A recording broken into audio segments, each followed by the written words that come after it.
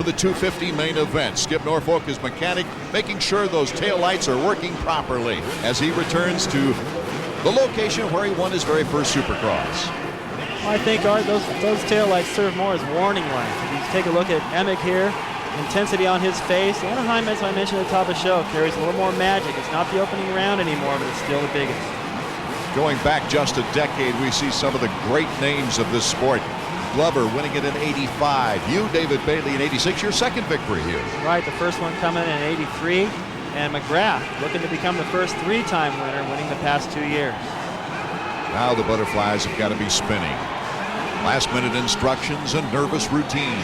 Oh, yeah, you see McGrath there clapping, do whatever it's going to take to get him psyched. You see basketball players and boxers coming out in a full sweat, ready to do battle. And McGrath looks ready to go right there. And I think that's what makes him so strong in those opening laps. What do we look for in the start? It looks a little tacky. Well, I don't like where McGrath's starting. He's too far to the outside. It's a short starting line, so if he gets pinched off, he's going to get pushed wide. The 250 main is underway. Breaking to the inside. It is Larry Ward getting the whole shot with Ezra Lusk, number 24, out there. And buried in the back of the pack, LaRocco and Kiedrowski. And McGrath, he's buried back there right with him. McGrath, you see him right there taking the turn. He's about in 9th place right now. And you catch a glimpse over his shoulder on the other side of the track. There's Kiedrowski, and behind him is LaRocco. And that's good news for this guy, Larry Ward. Larry Ward and Steve Lampson in 2nd place, with Doug Henry now moving into 3rd behind his teammate Lampson. That's a fantastic opportunity for Larry Ward to get out to a good lead, and he's got Lampson back there, who's his first race back after injuring his sternum. Lusk, Dowd, Emig, Dobb. You see McGrath buried in the pack there. He's going, watch this guy carve his way through the pack. He never follows anyone. You can't pass him if you're following him. Watch the way he does battle with this guy. Taking on Todd DeHoop, and that's number 111, Greg Albertine. Right, he looks up the middle. He can't get him. He goes to the outside. He gets him there.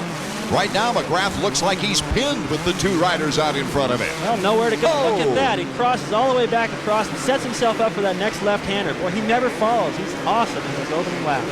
Henry in 3rd, Lusk in 4th, Emig, Dowd, Dobb, DeHoop, and there is Jeremy McGrath with Albertine right behind him. And you can see the 2 Kawasaki riders there. They should be able to hitch a ride with McGrath and go to the front, but already McGrath is putting riders between them. Larry Ward is looking very smooth out in front. He's not pulling away, but he's riding smoothly. Jeremy McGrath coming up through the pack right there with the taillights blinking. Let's go to Jan Beekes. Skip, this is a position that you and Jeremy are not used to. He's not used to working through the pack. What are you telling him to inspire him? Well, the guys that have been hammering him lately have been finishing 2nd and 3rd or behind him, so I'm trying to let him know that who is out front of him so he knows how to judge his race. Now, you can see the track. Do you think there's enough lines for him to pick his way through, or the ruts put it down to 1 line? Well, he's caught the leaders pretty good, but now you got 6 guys that are going race pace, and it's going to take a little time to get around him. He's going to have to make sure he gets around him and gets by him clean so he can get to the next guy. Thanks, Skip. All righty. What Skip is saying is he's more concerned with LaRocco and Kiedrowski behind McGrath. Right, but also they can't underestimate Larry Ward, who's running out front right now. He's the only rider to be on the podium with Jeremy so far this year. Another look at the start now, and let's check out to see how Jeremy gets into trouble. Well, it looks to me like he was a little bit late on his reaction. He bumps elbows with Emig there, and he just gets pinched off. There's nowhere to go. Larry Ward, the inside track, gets the whole shot. But look back in the pack right there. Mike LaRocco really gets popped. Well, when you hang out back there and all your problems are in front of you, it's a familiar place for LaRocco, and he's got his work cut out for him now. Here is our leader, Larry Ward. He's already opening up to a pretty good lead. You see there behind him, Lampson is in 2nd place, followed by Henry. Now, Lampson's not 100%. Remember, he injured his sternum just a couple weeks ago. He's racing against his crew's wishes right now. Down, here comes Jeremy McGrath. He doesn't have too many riders in front of him right now. He's come a long way in a short period of time. Well, that's what makes McGrath so good. He can do it from anywhere. Right now, he's making quick work of everyone, and he's going to have to catch Larry Ward, who's riding with a lot of confidence after these past 2 weeks being on the podium. The top privateer of last year, 2 third-place finishes this year, 2nd in points. Here comes Jeremy McGrath approaching John Dowd. And John Dowd almost looks like he just gets out of the way. Jeremy's so intimidating, and now he's got flashing lights to go right along with it. He's carving his way right through the pack, no problem. He's moved his way into 6th place now as Jeremy takes the hop and looks to the side to see where the leaders are. Ward, Lampson, and Henry in that order. We're back in Anaheim, California. The 250 main, Doug Henry, currently in third position, looking ahead to Lamson, a teammate. Now, Henry had some tough luck in the last race as he jumped off the track, broke the handlebars, and really finished last in that race. So he's racing for pride the rest of the season. Right, well, he's got to get back into this points battle, and right there ahead of his teammate also had bad luck. He bruised his sternum. He's not 100% right now, so these guys should be able to move around Lamson and challenge Larry Ward. Lusk is right behind number 4. And Ezra Lusk will have quite a job pretty soon because he's got number 1 pile driving into him. Well, he's got Emig and Jeremy McGrath closing on this pack quick, and as soon as Jeremy catches all these guys, it's going to change the complexity of this whole battle. Jan Beekes is down in the pits with Ed Longacre. That's Ezra Lusk's mechanic. And do you think that he can hold off Jeremy McGrath? Do you think he can hold him off? Well, Jeremy's riding pretty good. Ezra's a little hurt this evening, but it'll be good. Even if Jeremy gets by, if he can follow him, that's fine, because Jeremy's trying to go to the front, so are we. Oh, the crowd is going crazy. He's trying to make his move. What can you tell your guy to keep his momentum up? I just need to tell him to follow Jeremy and learn, just like everybody else needs to do, it seems, so far this year. Thanks, Ed. Thank you. A little different theory than times past. Here comes Jeremy McGrath, and oh, Henry is down. So Jeremy McGrath just ups another position. Well, this makes Jeremy's job a little bit easier. These guys, he either gets by him or he puts the pressure on him, forces him into a mistake like that. And I think LaRocco just went by Henry as well. As you take a look at Larry Ward, who's got a nice, comfortable lead right now. You see how far it is. Back to second place. And right now, honing in on his teammate, another teammate, Jeremy McGrath moves on Steve Lamson. Well, Steve Lamson, as we mentioned already, is not 100%. He's got a bruised sternum, and that's got to be painful. And right there, McGrath goes right for the jugular, wastes no time, and he's already got second, setting his sights on Larry Ward. And look at how low he jumped compared to Lamson. He does everything a little bit different. Right, well, he doesn't carry a wheelie into the face of those jumps like some of these other guys. Right there, look, on that triple, you see him look over to see where Larry Ward is. He doesn't want to wait until he gets back to his mechanic to have him tell him. Here's another look at the pass. You know, Jeremy's just smart. He knows he doesn't even have to pass the guy, but if he controls that inside line, what's the guy going to do? Gets the wheels back down to the ground very, very quickly. Jeremy McGrath now in second place. That's got to have the Ward pits stirring right about now. And let's go down and check with Jan Beekes. How dominant is Jeremy McGrath? Well, Clinton Berry, Larry Ward's mechanic, just wrote on his board, he's coming. Didn't say Jeremy, just he's coming. And Larry Ward knows who that is. Art? Larry Ward can feel him, I'm sure. Well, it's got to make him nervous, and I don't think his mechanic should have put that. He should have just put his distance that or the time that he had on McGrath and just keep him focused and keep him relaxed. That's the important thing for Larry Ward, isn't it, David? Stay relaxed under pressure. Here we see Emig taking on Steve Lamson.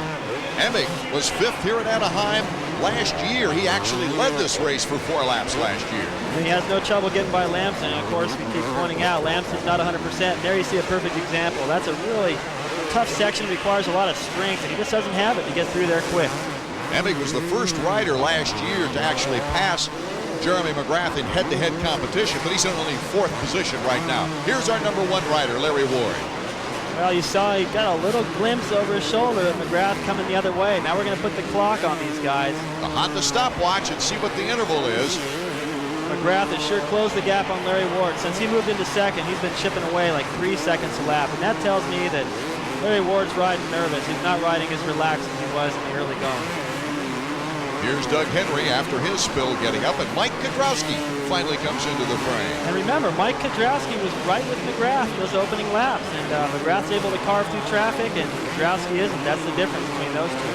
Kudrowski, of course, if you tuned in late, had to go all the way to win the last chance qualifier simply to get into the main event. Here comes Doug Dubach, followed by DeHoop, Dement, and Lewis. You know, I'm thinking about this theory, and Lusk's mechanics say, just follow this guy and learn. You know, when I was racing, we didn't follow anybody, man. If there was somebody winning all the races, we figured out a way to win. We didn't let anybody by. This is a race, guys. And that's what's making McGrath so dominant right now. He's out there to win. And we'll see if he does when we get back. Art Ekman, David Bailey, Jan Beekes back with the action from Anaheim, California in the 250s. We see Lamson getting gobbled up a little bit here by Mike LaRocco after the bad start. Morocco's turning it on finally. Well, you know, I think the key word there, Art, is finally. You know, McGrath doesn't waste any time. He goes right to the front early in the race, and that's the difference. Morocco was right there with McGrath, he and Kiedrowski both, and as McGrath carves through the pack, these guys sit back there, and once they get comfortable in their pace, then they put on their charge, and that doesn't work in Supercross. It's a whole different story outdoors, though. These guys dominate McGrath because they have more time. Larry Ward, and look at the interval now. About a second is all with Jeremy McGrath on the hunt. There he hops the little rut section now, takes the inside, forces Ward out, and then leaps by him. Says hello, goodbye. Like, waves at him in the air right there. You know, if I was Larry Ward, I'd be a little upset with that move. You know, it's Jeremy's show. He's dominating the Supercross. That was kind of a condescending little move right there, passing him. We're going to get another look at it. He jams up the inside of this whoop-de-doo section, sticks a wheel in, and forces Larry Ward out into a rut where he can't do this triple. That's the main difference. And look at Jeremy. Waves at Larry Ward like, hey, buddy, what's happening? And, you know, if I was Larry Ward, I'd yank his arm right there. Ward led the race for 12 laps, and Showtime had no time to mess around. He's out in front with a chance to win his third Anaheim race. These are the guys who have won two. David Bailey, Jeremy McGrath. He could be the first one to win three, David. Well, I thought I had something on this guy, but apparently that's going to go down the tubes now, too. Larry Ward back in second place. Really, he only stands a chance if something goes wrong with Jeremy right now, the way Jeremy's taking off. And Emig in fourth place with LaRocco chasing Emig. Well, as you mentioned before, finally he's starting to put on that charge. He's got all these guys in his sights, and he's running a fast pace, same as Jeremy probably, but it's too late. LaRocco breaking a crankcase here last year, did not finish the race, and it put him out of the points race. Let's go down to Jan Bikus, who's with Mike Sr. Mike Jr. is really on the move. You think he can pull up a couple positions with a few laps left? Yeah, he can move up a couple. He might even get into second. He's got to get by roadblock Jeff Emig, but other than that, if he can get by him, he'll get up to Jeremy. He looks like one of the fastest bikes out here, but again, just a tough start, huh? Yeah, he got a really bad start, but it's his own fault. Well, he's going for it. Thank you. Yeah. Well, hopefully Mike will watch this and he'll know what everyone's thinking when he's out there trying to come from behind for the umpteenth time. You know, he just makes things hard for himself. He's obviously one of the fastest guys. You never get to see it because he's always buried in the pack. He's in fifth position right now as Emig is picking up some space right now, and Ezra Lusk, who's in third. Emig is running a lot smoother. Well, Emig's running smooth, but he's not running very fast. And, you know, as Mike Sr. pointed out, he's hard to get around, and LaRocco's going to have to really get creative here to get by Emig quick. If he doesn't, he gets kind of stuck in the riding Emig's pace. Emig's been known to use all the track. Well, you know, he gets to control it. If he's ahead of somebody, he gets to go wherever he wants. But a lot of times he rides a real wide bike, and now he's sandwiched between Lusk and LaRocco. So if he tries to do anything to get around Lusk, LaRocco's going to slip in there. So he's kind of in a catch-22 situation now. Emig right on the tail of Lusk, who would like to hit the podium for the first time this year. Well, this is definitely a lot of pressure for Lusk. He's looking good up here in third place, but man, he's got these guys breathing down him. And look at all this. Jeff DeMent off to the side. LaRocco goes right into the back of him, and a little extracurricular punch, backhanded punch there by LaRocco. Well, just when you think things are bad, they get worse. You know, LaRocco really should have seen that coming. I think DeMent isn't too happy with LaRocco throwing a punch right there. He's got a helmet on. It couldn't have hurt too bad, but looked like DeMent was just trying to stay out of the way here as we get another look. well, you see LaRocco going wide. Looks like he might be able to sneak around, but Emig pushes him, sets a pick, boom, right into the back of DeMent. I don't know what DeMent was doing there. He really should have just been riding his own race and not stopping the flow of traffic right there and just not block anybody intentionally. It was really none of their fault. It's just unfortunate for LaRocco right now. Out in front, Jeremy McGrath, and here's your number 2 rider, Larry Ward. Well, that'd be a nice feather in his cap for second place if he can hold it. Right, I just noticed some smoke coming out of the back of Larry's bike. I don't know what that is, but possibly that could be a reason he backed off the pace. Lusk, number 24 in third, trying to hold that podium spot here as the race winds down. He's looking good. He's got a little breathing room now on Emig, and Emig doesn't have that pressure of LaRocco, so maybe he'll relax a little bit, and that'll be good news for Lusk. That's got to be tough on Lusk with that very, very sore ankle. Right, and he's also got some lappers here to contend with, and it'd be great right now if he could get around him and put him between he and Emig, and that'll give him a little more breathing room as they head towards the finish line. He's got Lewis and the Hoop in front of him. should be able to get around these guys. They're trying to battle with each other and leave less room. You see right there, he's getting messed up. He couldn't do the triple. Really, Emick should have done that triple. If that was McGrath, he'd have done it. That's the difference between McGrath and these other riders. Ezra Lusk trying to hold off Emick with lappers in front of him. Ezra gets good momentum that time into the triple and then takes the corner. Well, as these laps wind down, it's really important for Lusk to just ride keep his cool and try to put as many lappers between himself and Emick. That'll give him more breathing room and help him relax a little bit. You see how close Emick is right there.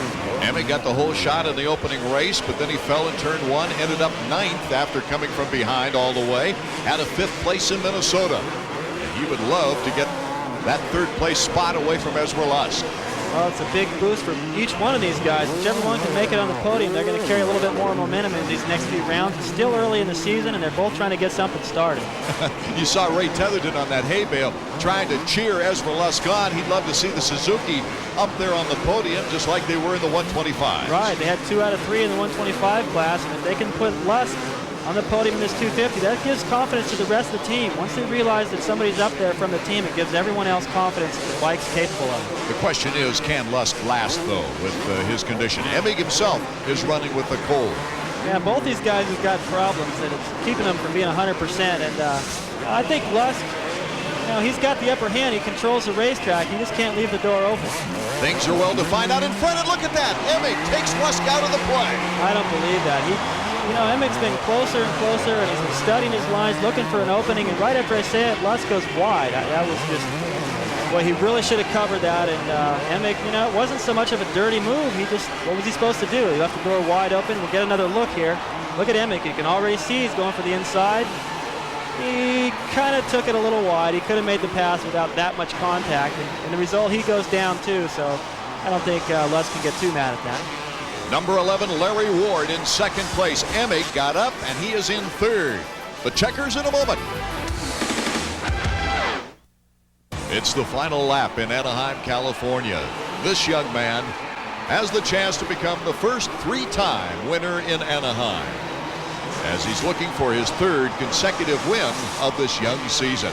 Jeremy McGrath acknowledging his great fans there in Anaheim. Well, he's got the blinking lights on the helmet. He's got the fan support. He's got the family support. He's got 3 wins in a row, 3 heat race wins in a row. And this guy can't do anything wrong. After the way he won tonight, coming from behind like that, I don't know what it's going to take to stop this guy, or if anyone can.